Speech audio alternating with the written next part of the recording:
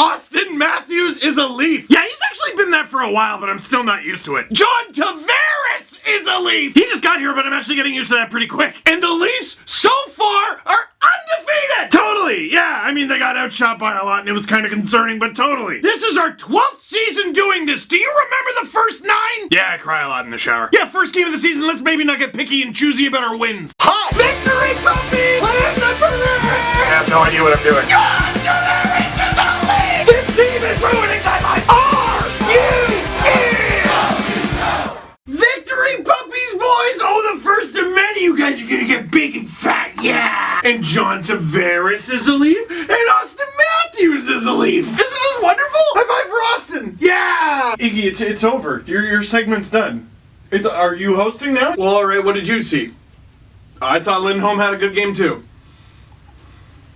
Yeah, Hainsey did look a little sleepy. Oh, let me just, I gotta make sure. This one is really good for, like, releasing tension. You just put a little pressure there and, Leafs win! Oh, that never gets old. 3-2 in overtime over the Montreal Canadiens. And at times it was super concerning and terrifying, but they won! Welcome to the first LFR video of the season. I don't know what that is, Cole, I'll explain. My name is Steve Dangle. Rather, my YouTube name is Steve Dangle. My real name is Steve Glynn, and a lot of people feel betrayed when they find that out like several years down the line, so I'm getting that out of the way for you right now. A bunch of you right now like, I didn't know. In October 2007, at the beginning of the 2007-8 season, which was not a good one, I started making a YouTube video after every single Leafs game. For the first few years, the Leafs were bad. For the next few years, the Leafs were worse. James Reimer happened and somehow they made the playoffs. It did not go well. They got bad. They got worse. They finished last place. Austin Matthews was born, and 2 years later, we're here. He was born a Toronto Maple Leaf, and don't tell me anything different. All those pictures of him as a child in a Coyotes jersey, not real. Government conspiracy. They're not real, just like Joffrey Lupul in the Minnesota Wild. I yell, make videos in a toy dungeon, and make an alarming number of anime references. If you're new, you've been warned. If you've been here before, welcome back. Steve, you made a video like 2 days ago, not like this. This is an LFR, a Leafs fan reaction. And this is where I feel I'm at home. And I hope you do too. Let's talk about the game. So I went to the home opener, which is a rarity for me. So rare that I've never done it before. That's right, unless I'm mistaken, I have never been to a Leafs home opener before. Despite the fact that I worked for the Leafs for a couple years, and just last year, even hosted the tailgate party for the home opener against the Rangers. And once that was over, I went to my brother-in-law's for Thanksgiving. So I got to see it all. The pomp, the circumstance, the John Tavares! Oh, the game ops and the crazy projection on the ice and the bracelet! Doo-doo. They still work, you just gotta bang them. They're showing a montage, everyone loves a montage. Leafs scoring goals, yes. Big saves, oh. And a young John Tavares asleep on his Toronto Maple Leafs blankets. Awaken my child, you are home! They introduce all the players. Austin Matthews comes out, John Tavares comes out, and the reaction is a mixture of that and another very Toronto reaction. Yo! Like, we're all looking around like we think we're being punked. Like some YouTuber doing a social experiment's gonna be like, it's a prank, it's a prank! But it's no prank. He's here, and he's fantastic! John Tavares is a Leaf! Number 91,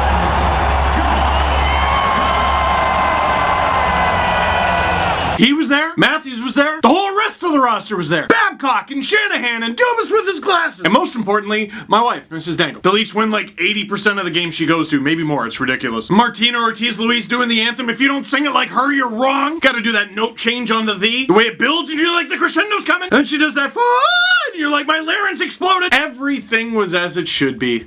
Except for one thing. When they introduced the players, there was no William Nylander. And when they get to the forwards, they're doing everyone's number in order. Number 28, Connor Brown! Oh! Number 32, Josh Levo! Wait, where's Willie? Wait, Josh Levo's real? It's starting to make me nervous, man. All I keep telling myself is it's gonna be alright. And you know what'll help? A big win in game 1. They line up at center ice, they drop the puck, and boy, they look flat. 5 or 10 minutes in, the Habs are out shooting the Leafs like 6-7-1. And I'm panicking like, until I remind myself, oh wait, they never show up for the first 10 minutes. I can't tell you how many times last season the Leafs were outshot to bloody murder in the first 10 minutes, and somehow usually came out of it with like a 1-0 lead. Mike Babcock has a tendency of saying things in a frustratingly simplistic way. Well, you just gotta learn to start the game on time. And you're like, shut up, Mike, it's more complicated than that. And they're down like 10-1 in shots, and you're like, I don't think they started the game on time. time. Why am I talking like that? To Montreal's credit, they looked amazing. I've been ripping on the Habs. I've been ripping on Marc Bergevin for a long time, but after watching them in the preseason, you know I've said a few times on the podcast,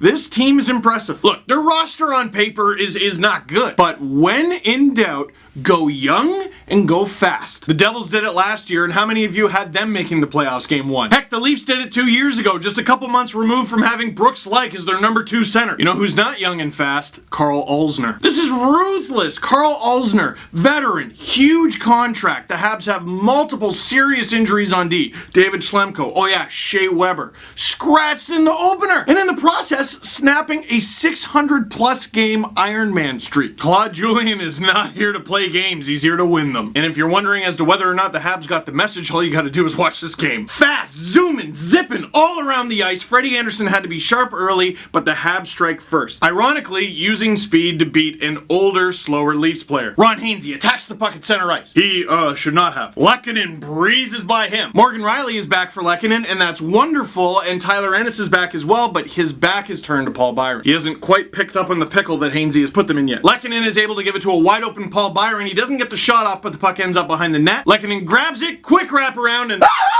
Lehkonen scores his first of the season and screams like a stock movie sound of a bad guy getting thrown off a roof. But like with happiness this time. And halfway through the first, the Habs have as many goals as the Leafs have shots, and that's a terrible way to start your season. And then, one of the Leafs draws a penalty. Which one of the Leafs? Glad you asked. It was John Tavares. Yeah, he's one of them. He's a Leaf. Leafs get a power play. I'm like, that's a mistake. Interesting little thing that I noticed though, guys like Tavares and Matthews and Kadri, those guys actually all draw a lot of penalties. So sometimes when those guys draw a penalty, Babcock's gonna start the second power play unit because those guys are tired. That's what happened here, and I'm like, I like those guys, but I want to see the cartoon one. Then halfway through, Matthews, Tavares, Kadri, Marner, and Riley hop over the boards like that's something that's allowed. Marner to Matthews to Tavares! Puck goes into the corner, Marner is annoying, Kadri digs it out, throws it to the point to Riley, Riley over to Matthews, and I think I'm gonna make the sound that the Post made my new text message alert. Curl it, rip it, because Austin Matthews is a Leaf! The Leafs are on the board, 1-1. Oh baby, people are gonna get sick of this power play unit in a hurry. I call that a don't matter power play. Wow, the Leafs are really getting outplayed tonight. Yeah, don't matter. Snipe, snipe, snipe. Okay, cool, we'll just stop taking penalties. Okay, well that means not obstructing guys like Tavares, Marner, and Matthews on 5-on-5, and I'm open to that idea. Ideally, you'd want the Leafs to play better at 5-on-5, and they will get better, I certainly hope so. But for now, look at that power play.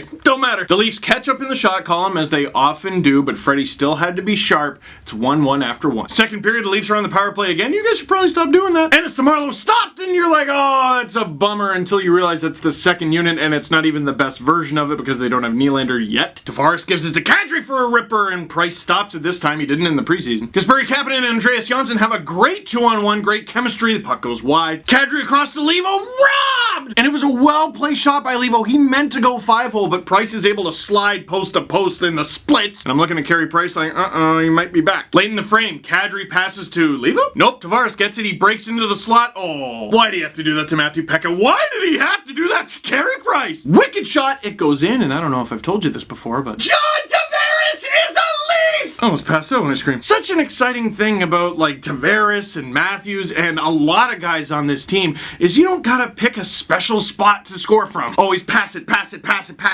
looking for the perfect opportunity. No, they got elite players who can just grip it and rip it on Carey Price. Now, I was at the game, so I missed a little bit of this chatter, but there was talk about the play maybe being offside. Let's get something out of the way game 1 of the season, and this applies if it helps the Leafs or hurts the Leafs. If a goal is visibly offside and it's not challenged and it counts, that's on the team. You're allowed to challenge. If it's offside, challenge it. I think that happened at least once last year where a goal was scored in the Leafs and it's like, Mike, review it, Mike. Play resumes and you're like, Mike! Kadri already with his second assist to the game and the Leafs head to intermission. Habs power play, that's bad. Lehkonen to Shaw rips it. Big goal in a comeback way of sorts for Andrew Shaw, and the Leafs dying seconds of the period. The worst time allow a goal. It's tied 2-2. And they head to intermission. Wait, what? Habs get behind the play again. Ozhiganov takes a penalty. The Leafs head into the third down a man. What? Luckily, the Leafs survive it, but holy smokes, give your head a shake, boys. Start the period well. End it well. Just focus. In the third period, I will say this. Freddie Anderson did not have a perfect game. I certainly wouldn't blame him for either of the first 2 goals, but even a couple of the saves he made, I'm like, that was close. A little shaky on the wraparounds, a little hard getting from side to side, away way too big of movements, which is a problem with Freddie sometimes. It's only a problem when Freddie's not playing well. When he's locked in, he's in that net and he's solid. His past couple Octobers, not so good. But for as unsturdy as he looked at times, he made some big saves. Grabbing it with the glove like it's nothing, like the most Danish thing possible. His eyes glow red and he crushes the puck into AstroTurf. Oh, Travis, what are you doing? Oh, Max Domi has a breakaway!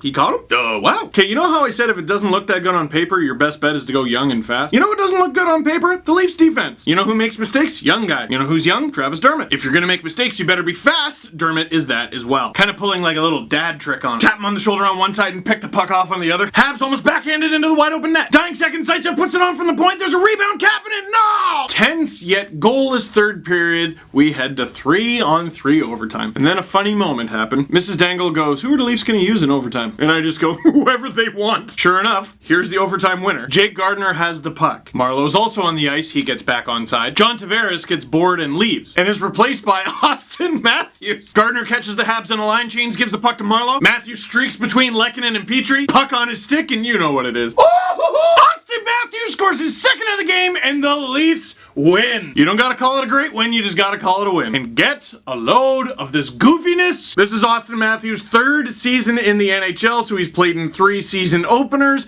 and in those games, he has 7 goals. 2 this year, 1 last year, and remember he had 4? Dude, even if you take away the 4-goal game, he would still have 3 in the last 2. That's math, that's how numbers work. And speaking of that faithful 4-goal game, Montreal Canadiens fans, I'm gonna give you the highest compliment I can for this game. It reminded me a little bit of that game. The Habs are in a lot of ways an unknown commodity in the front and back of the team. You got this goalie in net who you're pretty sure is good, but you're not totally sure. In some way, it reminds me of Matthews' 4-goal game. Young, plucky team trying their hearts out. Could even argue that they deserve to come away with the win, but they lose in overtime. The Habs are a young team. They have the world of draft picks. If they play like they did last night and they keep doing what they're doing, they might be back in a hurry. And if Carey Price is back to Vezina form, all things are possible. The Leafs gotta watch out. Every team in the league should watch out. I think the Habs are gonna catch a lot of teams sleeping. Another one of the worst teams on paper, the Canucks. Look what they did last night. This is the NHL. You can't sleep on anybody, and that includes the Leafs' next game against the Ottawa Senators. Oh, are you kidding me? The Leafs should beat them. Yeah, they should, which is why they should be ashamed if they don't. And the Leafs came out of this game with some things to work on. Gardiner looked alright. Assist on the OT winner. Huge giveaway. Already sort of mentioned this, but Dermott, incredibly skilled, got caught a couple times, but was luckily fast enough to make up for it. I noticed that after penalty kills, Babcock had Riley on the left and Dermott on the right. I'd like to see him try that at 5-on-5, because my next note is Ron Hainsey looks terrible. I know Babcock is stubborn, but I don't even think he's this stubborn. There's no way that Hainsey's on the top pair by like American Thanksgiving even. Not if he plays like that anyway. He is slow. I didn't mind Ojiganov at all. Levo looked good. Ennis was feisty. Lindholm I really like. Andreas Janssen played the least amount on the team by far. He's got to earn that ice, man. Questions? Did you have a nice relaxing spa day? Absolutely not. It's never relaxing, but it's fun. Should I be worried? Willie's gonna sign Erica. Stop that. Worried about Ron Hainsey? Okay, that I'm worried about. Is John Tavares a Toronto Maple Leaf? Yeah. And just like that, we're done with the first game of the season. That is it for this one. Thank you very much for watching. Click like if you like this video. Click subscribe if you really liked it. Like I said, I'm going to be here all season, a video after every game. I'm trying to hit 100,000 subscribers by New Year's Day. That would be nice. So tell all your friends, and a few things in the description. We got merch. I got a book that's available for pre-order. I'm also trying to raise money for Easter Seals for a hockey tournament that I'm going to be playing in November. Last but not least, if you like that little animation, that little cartoon in my intro, that was made by Evan Huber. If you want to help him out as an artist, there's a link down below for that as well. My name is Steve Dangle. This has been LFR, and the Leafs are undefeated.